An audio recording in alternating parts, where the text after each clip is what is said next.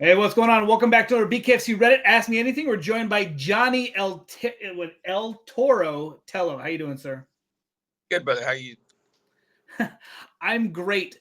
You were one of the guys that was absolutely like so ecstatic to meet over there in Dubai. So I'm glad I got to see you. I'm a huge Fight Circus fan, and I love following all the crazy shit that you do on Instagram and on YouTube. So I was a pleasure to meet you. Likewise, bro. Yeah. We've been talking for a while, and so we finally met in April. It's been a couple of years of us contacting little bits here and there. Right? Like I was expecting them to bring you over for like maybe a BKFC Canada or like I mean like you've got the pedigree. You're the bare knuckle guy. You're from Canada. Like I was expecting you to come and it didn't happen. But I'm glad that we finally were able to be on the same card. Yeah. Well, this Canada thing is a new thing now, so it just started, and like I currently live in Thailand, so I don't even live in Canada. Right. But we'll see what happens because I'm actually heading down to Las Vegas in October. I got two back-to-back Fight Circus shows, which is 17 and 18 at the Palms in Las Vegas, and I'll be doing two back-to-back foot and tire fights. So I don't know if I'm going to do extra stuff. I think after the two shows, the plan is that there is a residency at the Palms, and we're going to be doing a show year long in Vegas. Me, myself, I don't know how long I'll be there. I might be out there for a few months doing shows every week, since it is like a Vegas show, and it's an easy way to make money, and I can train out there in some of the big gyms. And I think it might be easier for my bare knuckle career to train and stay out there for a little while. But my home is Thailand. I got business here and all that stuff. And as soon as I can, I'll be right back here to paradise. You do have people like Christine Ferreira, the champion trains out there in Vegas, and they have like all the best of the best stuff. So I mean, like it would be a great place to train. You're kind of like like you're nomadic. You're always on the move. I always like I'll talk to you. You're like, hey, I'm going over to this island. I'm like you love to be on the move. You don't want to grow roots. It seems like. It's not that. It's just that like I go where the opportunity is. I'm always hustling, so I'm always trying to make a dollar somehow, some way. I work with doing my own fight shows nowadays. I have Rage Fight Gear also in Rage Fight Academy. We also do Rage Fest, which is like my own spin-off of Fight Circus. We've been doing that. Then I help John Nutt. He's like one of my best friends. So he's been doing shows in Patong, in Phuket, and at the Hard Rock Cafe. So I was helping him do that. I did some beer boxing appearances. I was in Samoa the other day trying to broker some other business deals. So I'm always on the move wherever the wind takes me. Plus, I like to travel, so it's better than just staying put all the time. But it goes both ways. Sometimes I'm traveling so much where when I get back home, I'm like, I don't want to leave for a while. I just want to stay put. You know. You For me, your fight is still the fight of the year so far. We've had some great fights in BKFC, but your fight was just crazy. Was the plan going in, I'm gonna Homer Simpson this guy? Like it seems like you Fight Circus. We've seen Panda, Homer Simpson some people. Like that was kind of a Homer Simpson, like let him beat on you for a second till he gets tired. Was that the plan, or was it just like you improvise on the moment? No, that's not the plan. That would never be the plan. My plan was to go in there, knock him the fuck out, and get the fuck out of there. But it didn't really work out like that. I thought this fight should have been stopped a couple times. At one point, I was punching him, and as I was punching him, I looked back at Dan Magliata, and I was like, "Dan, come on, bro!" And I just kept punching him, and they didn't stop it. So I lost that knockout bonus. But it is what it is. It was just that he caught me in the eye, and it really hurt, like really badly, and I couldn't see shit. And I was scared to throw punches and get knocked out. So I would rather take it and wait till I'm okay for me to start attacking. And when he started punching me, uh, I had a lot of mental thoughts going through that quick time frame. One of those thoughts, actually, Panda's a friend of mine, and he did the whole Homer Simpson that show. I forget where it was. I think it was in Philadelphia, right? Yeah. Actually, we were talking about him before the fight, and when he was punching me after the first round, he was breathing heavy. And my corner was like, Johnny, this is his first real battle. You've already done this multiple times. you got this. You know what to do. He's going to gas out. And he said, look how he's breathing already. And I see him breathing. I'm like, okay. And then in the middle of the second round, I see him breathing heavy again when the ref stepped us away, separated us. And I was like, maybe I can Homer Simpson this. So I did think about that for a second. And then, but, you know, my mentality was just that keep going, keep going, keep going. And I was just going to come back one way or another. I just had to wait till my eye cleared up and the pain went away, you know, because it fucking. What's it like? I mean, he was a pretty heavy favorite. What's it like going in there and totally ruin people's, you know, like a lot of people love betting on the fights and you just absolutely ruin people's parlays. Like you killed their betting lines. Yeah, actually, one guy he posted on Twitter or X that he posted before my fight that why he was gonna bet on me, you know, and then he ended up winning a bunch of money. So I was actually messaging him after. I'm like, yo, thanks for that. That was cool, you know. But yeah, ideally, I have been the underdog in the last few fights. You know, I think it's also like my physical demeanor. You know, I'm in much better shape now. So next fight, I'll be coming in real good shape. You know, that last fight when they offered me the fight, I think I had like 5.5 weeks to get ready, and I was at like level 0 of fitness. I hadn't done anything in a while, other than eating cheeseburgers and drinking beer. But yeah, this time I haven't stopped since. So I'm in much better shape, and I'm excited to go in there and have an easier fight next time. Next time I'm just gonna whoop ass. Yeah, that's the plan at least. Are you a guy who wants to fight in the States? I mean, Dubai was a huge card. Are you trying to get back on Dubai? I know there was talks of you potentially being on Rome at one point, but that fell through. Like, are you wanting these big international cards since you are Mr. International? Yeah, no, definitely. I'm actually in talks about trying to get a fight. I can't say too much, but United States is kind of like the plan. Well, actually, it's the plan A. But Dubai came up this November, and you know I'm ready to go already. I actually have a good boxing fight. I have two back to back. One on the 28th. That should be an easier fight, and the week after I fight like a real boxing fight. Okay. Uh, so after I do those two, then I'll be in Fight Circus in Vegas, and if the Dubai card happens, I'll get on it just because you know the momentum is there already. Like I did a good show in Dubai. There might be a possibility of like a big fight, so I'm still pushing that. You know, I'm kind of pushing give me a title fight. You know, give me against I'm trying to get down to 165. Right now, I'm walking around like 184, 183. And 165 now is much doable. When I agreed to the last fight, I was walking around like 210. Oh, So wow. it's a big difference now, right? But I would also I would love to fight someone like Dave Mundell if they offered me a fight like that, you know, and I go middleweight, like fuck that, I'll do that shit, you know. I don't care who I'm fighting. If he's fucking 7 feet tall, 300 pounds, just pay me some money and put me in that ring, you know. I don't like whatever happens, you know. But the goal is I'd rather fight in Philadelphia, right? Fight in like Florida, LA, you know, something like that. Well, not LA, 'cause too much taxes there, but like Florida or Texas or Philly, things like that. Yeah. You know, I'm hearing about them going to Australia again, and I talked to some UFC guys who fought in Australia, and they're like, you get absolutely killed on taxes. They're like, don't do it. And like you just said, like California kills you on taxes. It's crazy that you as a fighter, they take so much of your purse. You go out there and then instantly lose so much of your pay, and like just right off the top. Yeah, like places like UK, for example, is a little bit better. Like you have to make over a certain amount for them to take away money, which is a pretty decent amount. So if I were to fight there, they might take some money off if I get paid like over like 20 G's, you know, British pounds. But underneath that, I won't get any tax taken away. But in Canada, the same thing. Like I would love to fight in Canada, especially Toronto or anywhere in Ontario, but they tax the shit out of you, man. And I've heard a lot of horror stories, and I'd rather not even do that, man. Because at the end of the day, like, you know, this is prize fighting, you know, and the prize is the money. You know, the belts, everything else is always a bonus. I do want a world title shot, but more than anything, I just want to get paid decently. You know, I'm sacrificing myself. As you saw my last fight, I would go through hell and back. You know, like my eye can be hanging down from the bottom of my cheek, and I'm still gonna go forward. So at least I can get paid if I'm gonna put on some entertaining fights. You know. In a day and age where we see people get hit and they stay down, where did you get that warrior mentality? Like you said, you were basically blind in your eye for your fight. You fought all 5 rounds and won. Where did you get that mentality? Like, don't give up, go out on your shield, never say die type of thing.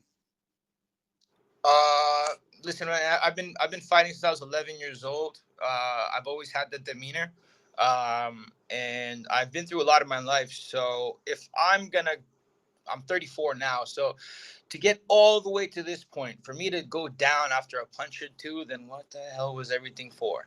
Everything's got to mean something. So need to go through the shit that I had to go through to this point. Ain't no unless I'm dying in that ring, I ain't going down. David Feldman, he came up before the fight and he says this all the time. He's like, guys, if you get punched and you get hurt, don't stay down, get back up. I have the money. If you guys want to get paid, you get back up and you fight. And I'm like, okay, fair enough. And it seems like I'm the only one that listened to that because, like, before my fights, everybody was like, boom, boom, and they go down and they stay down. And as I watch BKFC, I would say the ratio is maybe like 80-20%. 80% of people can't take it. They think they can and they get there, they get hit. I'm not saying I don't feel it. It fucking hurts. But at the end of the day, like, I know what my mission is. I know what I'm there for.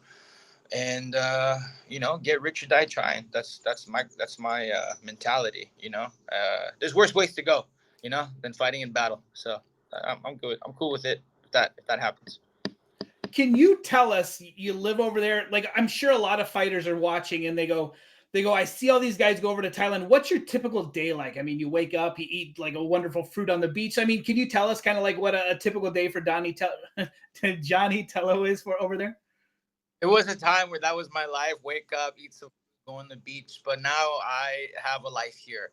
I run multiple businesses. I have a gym here. I run it. I'm general manager as well, plus the fight gear and a bunch of other things. So I'm always working.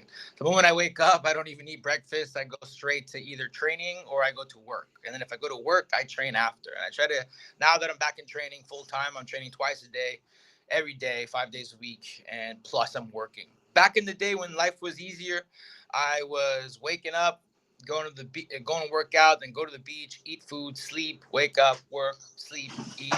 Now I don't have that privilege. Now I gotta work and train and work and train and work and train. So, just like everyone else, like you gotta work all the time. So, but I'm here in paradise. Life is a little bit easier. I feel like the things that I'm doing here are a little bit more rewarding than just working a 9 to 5. Since I'm running businesses, I'm learning every day, and life is always an adventure for me, at least, because I'm always up to other things and stuff like that. But yeah, but still hustle and grind, just like the struggle, just like everywhere else and everyone else.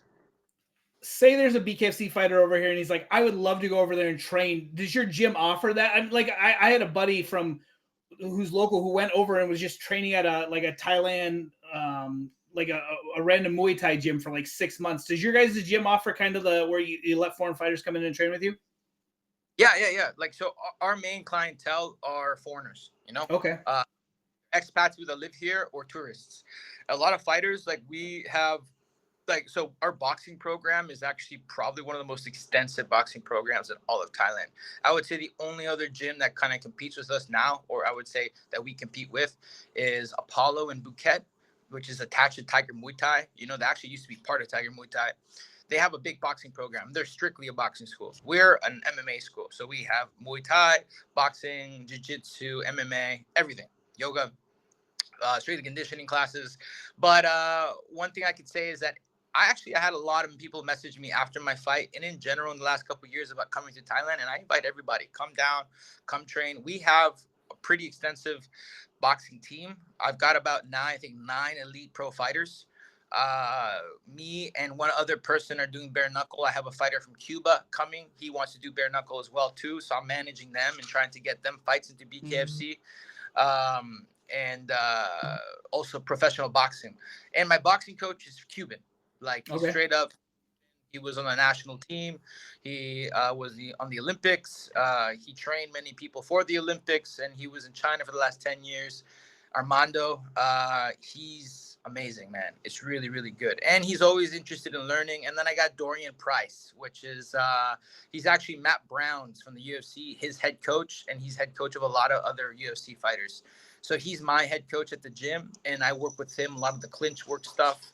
I do Muay Thai as well, and I find that now that I have some experience in bare knuckle, that I'm not just gonna box anymore. As you saw my last fight, I did good when I was in the clinch pummeling. I pretty much ran and toward him against the I don't even know, they're not even ropes, they're like cables, There's like, still bars with a pool noodle over them. Yeah, it's yeah. crazy. So like, I ran and toward him and I wrestled him against the wall. And from now on, man, it's not a boxing match. It's not. And I learned that the hard way. When I fought Barry Jones for the title in BKB, that was a boxing match and it was brutal. Like every time I went inside, stop, separate, and it was just exchanging punches. Now that I can grapple and clinch and stuff like that, I'm using all my Muay Thai, all my wrestling, everything. So yeah, we're well rounded, especially for bare knuckle, because we got one of the best clinch coaches of all time and one of the best boxing coaches that I've ever met. So yeah. The other person that I was super excited to meet over there in Dubai, John Nutt. Like that dude is a lunatic, but I was excited. Like he's just a normal everyday. We sat down and we talked hunting, but I was absolutely like it was super important that I meet him. And like, how did you guys team up? And like, who came up with the Fight Circus? Like I said, you guys seem like two mad geniuses when you put you guys together. Yeah, John's my boy. He's an interesting character, man, but he's he's the first person to ever bring MMA to Thailand. He's the pioneer. He actually got MMA banned at one point in Thailand. Then Fight Circus, and then he brought bare knuckle the first time to Thailand. So he's a general pioneer of everything. But yeah, we met in the first bare knuckle show that I did, which is BKK, Bare Knuckle Kingdom, the one we did in Thailand. We were associated with Nick Chapman was my referee.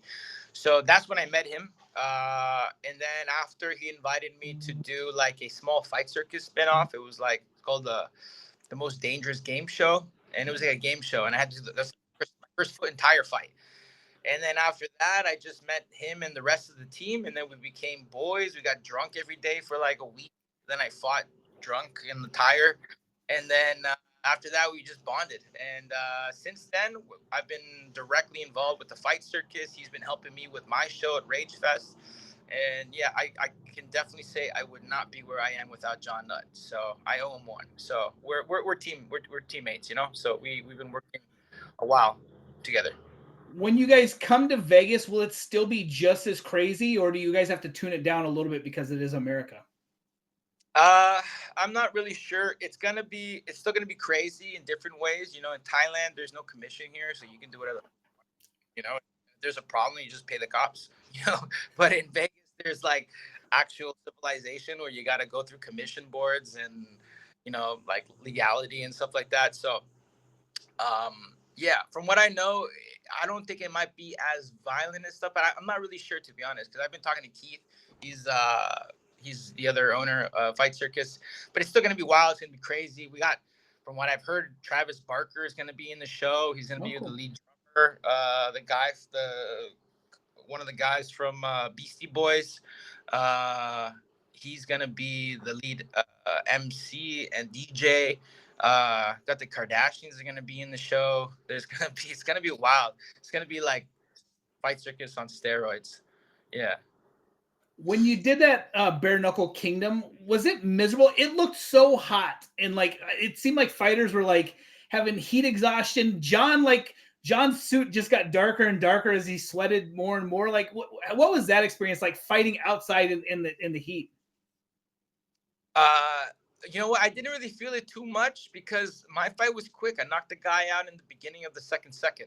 I was just more worried because he was so tall. He was like, I think he actually just had a one championship fight, knocked out one of my friends, and he's been 5-0 now in MMA, and he's doing very well for himself. So I always like guys that I fought that do very good for themselves. It makes me feel better about me, But he was like fucking 6'7", I think he was. So, but my fight was quick, and it was a 2-minute fight. So I really, and I train every day in the heat. Like when I train, there's no fans, there's no AC. I'm sweating. And it's like 35 degrees, or like let's just say 90, 100 degrees Fahrenheit, And for me, it's fine, you know. So when I fight in the ring outside, it's just like normal. Maybe I don't have like the sun's direct, but it was so short I didn't really feel it. I see like TJ Chang, he bitched down, quit before the last round. You know, like I would never do that shit. That's fucking pussy ass shit. But whatever, that's different. And then I fought in the same place though after, right, in BKB. BKB did a show and I fought Barry Jones, but that was brutal because that the sun wasn't blasting, but it was like 100 degrees outside or more, and we went 7 rounds because in BKB 7 rounds, and he at that time he still is that time he was the pound for pound best fighter in the world, 10 wins, 10 KOs, and I was the only guy to go the distance for him. I fractured my neck in that fight, broke both my hands. That was brutal, and we were both like by the after the 5th round, I was breathing heavy. I was like, oh my god, this is exhausting. Yeah, so that I don't want to do that again. All right, my Unless they, last question. I'll do it. Right. My last question. I can tell you're busy. Like I can tell, like it's morning over there. It's late over here, but like business is starting to boom. My last question. I always ask people the first time they're on the show. Do you remember the first time you got in a street fight? The first time you punched somebody out of anger that wasn't a relative? It wasn't a relative. Well, it seems like everybody's like, oh, I fought my cousins a lot when I was young. You know, like so, like I, you know, like that doesn't count. Like, do you remember? Did you fight much as a kid growing up? I have lost count how many times I've punched somebody out in the street. I have no idea how many times this happened since I was a kid. I think I had my first fight in kindergarten. I think I fought every single year in child, like grade 1, grade 2, grade 3, grade 4, grade 5. I never got expelled in the 4th grade for fighting, and then I had to go to a different school, and then I got suspended from there and got a warning for that they're going to expel me there as well. But I even high school, every year I fought like 4, 5, 6 times. Tell me about the fight that got you expelled. Oh, it wasn't really a fight. Some guy was picking on me. We played this game called Red Ass, where like you throw a tennis ball at a wall and you have to catch it. And if you miss it, you got to run to the wall before they pick up the ball and whip you in the ass. Sure. And then he kept hitting me. And then at that time there was Fruitopia, you know, those glass bottles. And I was my plan was to fight him, so I threw it against the wall. It's broke, and then I was gonna fight him, and then he started crying and screaming. And I didn't understand why he was screaming. I didn't even hit him, and then a piece of glass went out and hit him in the back of the head. So I turned around, and it was just gushing blood, and I just went white, and I ran away from school. And then they found me like hours later. My parents did, and they asked me not to come back. So then I moved cities to Brampton, and then I went there, and then I got suspended the first week of school again. I was a chubby kid, and I had a bad temper, so I didn't really take offense too lightly.